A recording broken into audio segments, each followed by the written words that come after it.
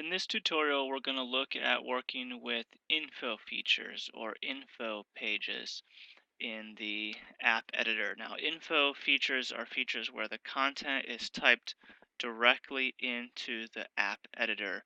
These are different than website features where external content is pulled in. So let's take a look at creating a brand new info feature. We'll click Add. Also, we're here in the Create section and Edit App Content, and we're going to type in info to help find it. Okay, we can choose between one, two, or three tier. One tier means that when the user clicks the new icon for your info tier, let's just call it About Us. When the user clicks About Us, they will go directly to the About Us content if it's one tier. If it's two tier, after they click About Us, they'll be given more choices, maybe something like staff, history, and welcome. You'll have to create those separate info tiers all inside of your two-tier area, but you'll have to create them. We're going to start with info one tier just for this example. Click select. We're just going to call this About Us and click add. It got added to the top here. If you want to move it to a new section, you can. We'll leave it at the top. You'll want to give it an icon. Here are some of the icons that may have come with your app or that are already uploaded, or you can go to the library. Traditional tend to work nice with most of our app designs, and then you can choose through different categories here. We'll just go ahead and click this one for the sake of clicking something, and now we've added our icon. If you want there to be a photo at the top of your info tab, you can click this little switch here, and then you can add in your photo. There may be some already uploaded, or you can upload a new one. We'll go ahead and select this and put it in, and then you need to do it for tablets as well. And we'll click save, and we're doing the save just so that you can see our photo coming in at the top. There we go, there's our photo.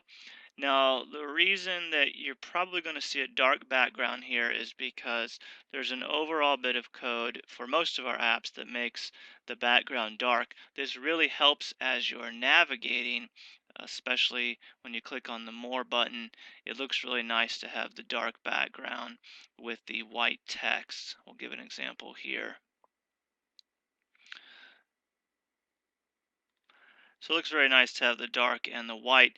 The only downside to that is when you go in and make new blank info features, you're going to see the blue here. But the good news is you don't have to keep a blue background. You can check on this global colors button here and check on background and then check white. And now we've moved this to white. Then you're also going to want to click on text and change that from white to black.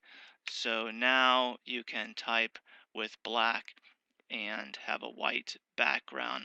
A couple tips here as you're working. If you click enter, it will create a new paragraph.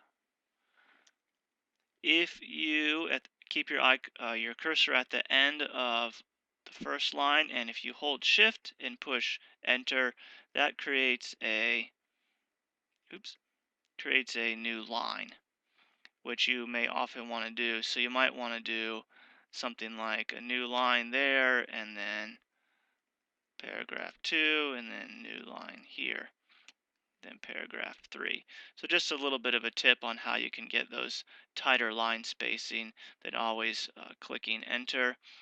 You can also, now I'm clicking enter because what I know that I'm going to do is I'm going to highlight these and I'm going to click bullet items. If you did the shift and the enter and then you go through and you want to make them bulleted, it will think they're all part of the same one. So enter is how you can get new bulleted items.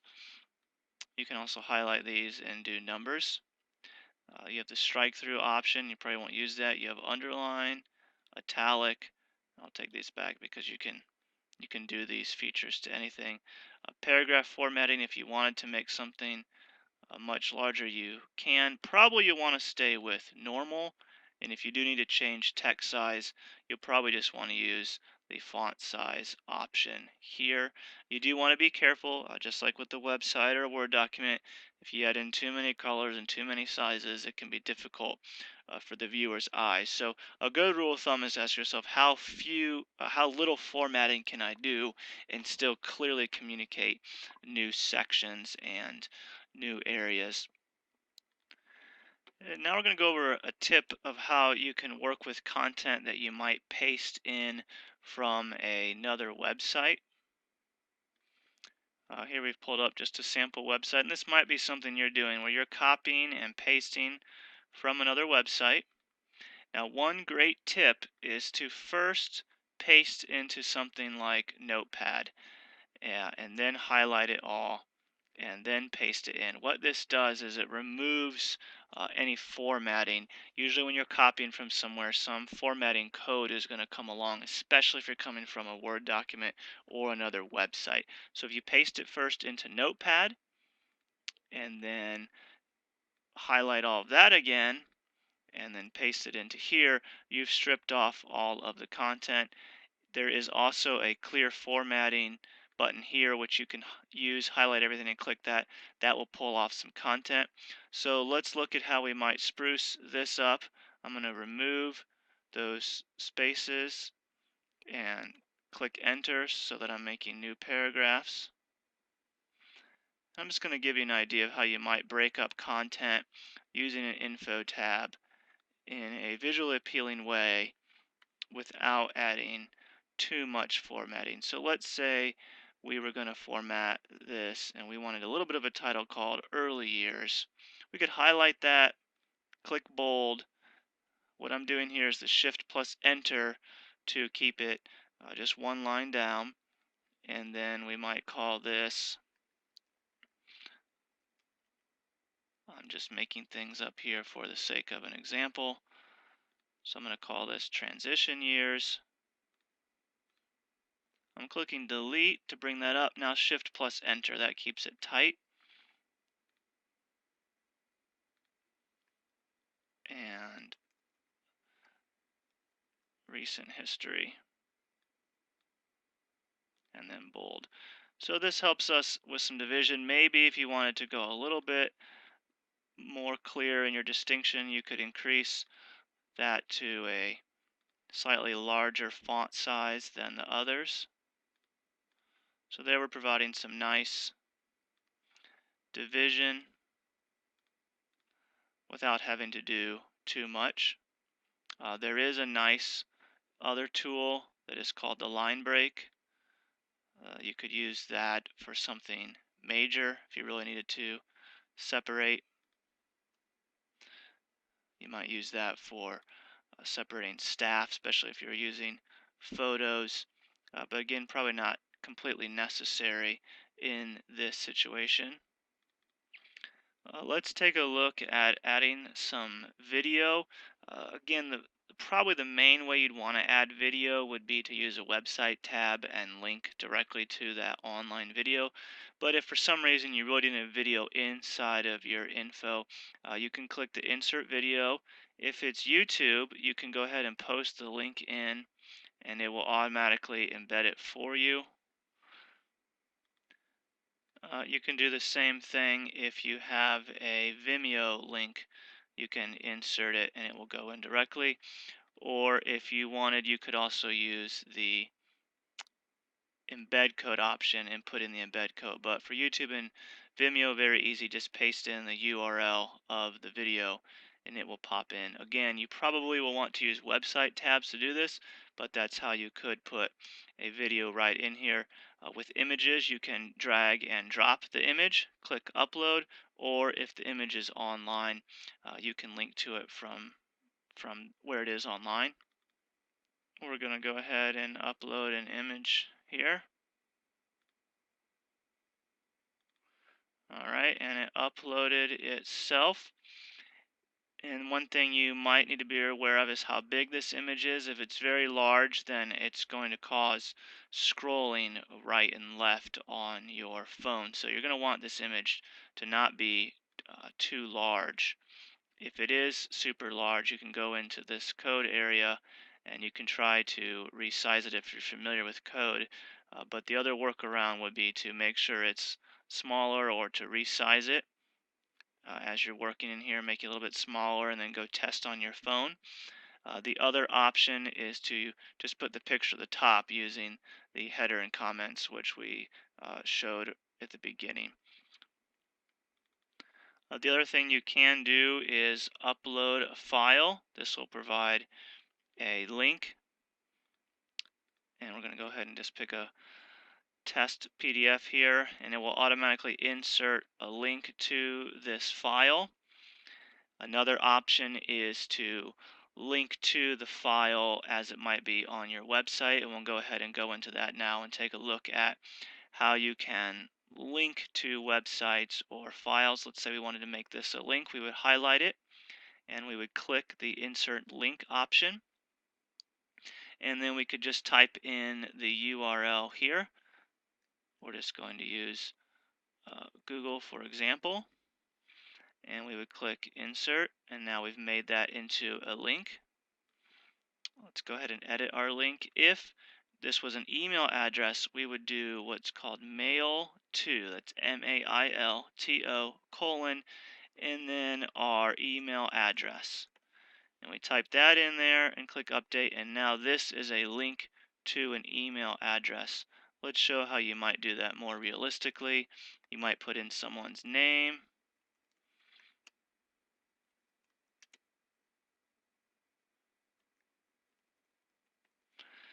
and then you might want to highlight the name, click link, mail to, and then put in the email address. There it is. You might also want to make a link to a phone number.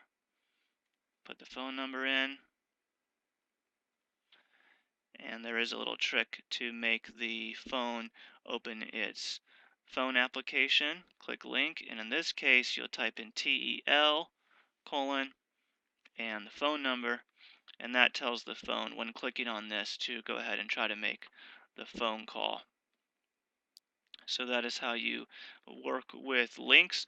You can insert a table. A word of caution, tables have a fixed width, and the very nature of an app is that it's being opened on small devices of various sizes. So if you make a big wide table, you might make it look good here in the app editor, but it might cause some horizontal scrolling in the actual phone. So generally you don't want to do that, but if you have to, it's there. Also, just for your working around sake, you can pull on this corner down here and make the view of your app editor a little bit bigger. That should help you do some more things with an info tab. Okay, this was all of our work with an info tab 1 tier. We will go ahead and click save and quickly look at making a 2 tier. Add here, go into type in info so we can find it. 2 tier.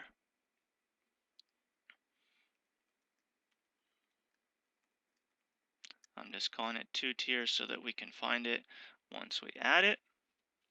There it is. Like before, you would need to add an icon. We'll skip that for now. And then here you would go in and you'd start working on your individual items that are going to be inside this 2 tier. Again, you might have this dark screen, so you want to click on global coloring, change your text to black, and click on background and then white, and that will allow you to edit here. This is going to be one of the tiers, and so you can add another item and then work on it as well.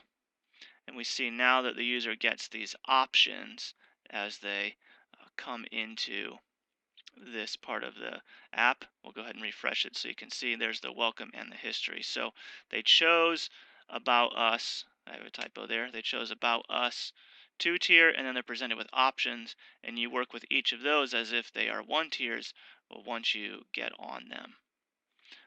And then 3 tier gives you a whole another layer, usually too difficult for the user to remember where they are.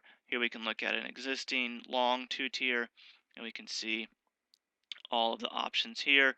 Once these items are here, you can reorder them and you can make them inactive. So maybe you want to hold on to one for later. You can do that.